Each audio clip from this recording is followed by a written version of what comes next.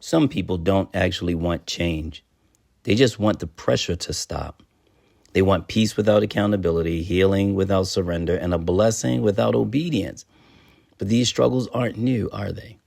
Let's see how biblical truth in Judges 10 through 11 still exposes patterns we're watching in society today.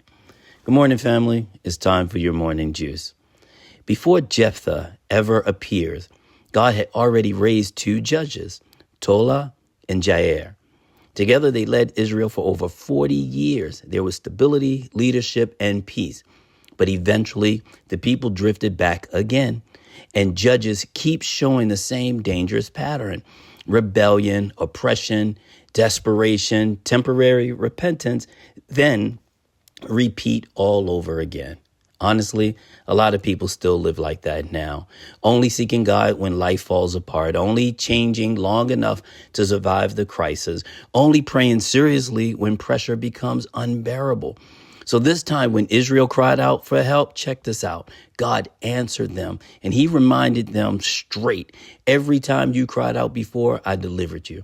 Then he says something so heavy. You don't believe our God, would say something like this, but check it out. You cry out to the gods you've chosen. That's what he told them. They cried out to him. He responded, why don't you cry out to the gods you've chosen? That's serious. God was exposing the real issue. People wanted relief. They didn't truly want transformation. So then we get back to Jephthah. He enters the story. Before he was ever a leader, he was rejected. His own brothers pushed him away because of his background. Basically, he had a different mother than the rest of them. They discarded him, treated him like he didn't belong. So Jephthah survived outside the system. But then trouble came to Israel. And suddenly, the same people who rejected him came back asking for help. That still happens in today's society, people. Some people have overlooked you, am I right? While life was comfortable for them. Then they remember your value the second pressure shows up in their lives. Honestly, God has his history of using people just like that. So you're no different.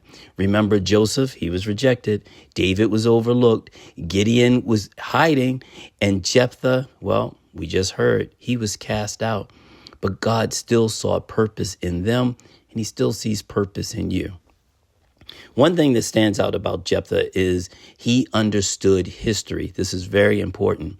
When the Ammonite king accused Israel of stealing land, Jephthah answered with facts. He brought receipts, history, boundaries, timeline, what God had already done. Because people who forget history become easier to manipulate.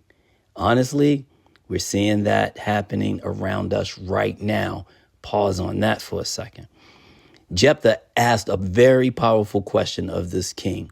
If this land was really yours, why did you wait so long to fight for it? In other words, if something mattered that much, why stay silent for generations? But then the story takes a very painful turn. Jephthah makes a vow. God never asked him to make it, but he made it anyway. And this is where people have to be very careful. Not every emotional promise is wisdom. Not every spiritual sounding statement is maturity. Some decisions are made from fear, emotion, pressure, hurt, desperation. And by this point in Judges, Israel had mixed God's truth with surrounding pagan influence so much people could barely tell the difference anymore. And that's dangerous. Because sometimes people can look strong publicly while privately lacking wisdom, discernment, and obedience. Honestly, that still explains a lot of what we see now. People making emotional decisions, confusing feelings for wisdom, wanting blessing without true change, and repeating the same destructive cycle over and over again. Judges keeps repeating the same warning. Winning battles does not automatically mean spiritual maturity. God never asked for reckless promises, family. He asked for faithfulness. Sip on that, and I'll talk with you tomorrow.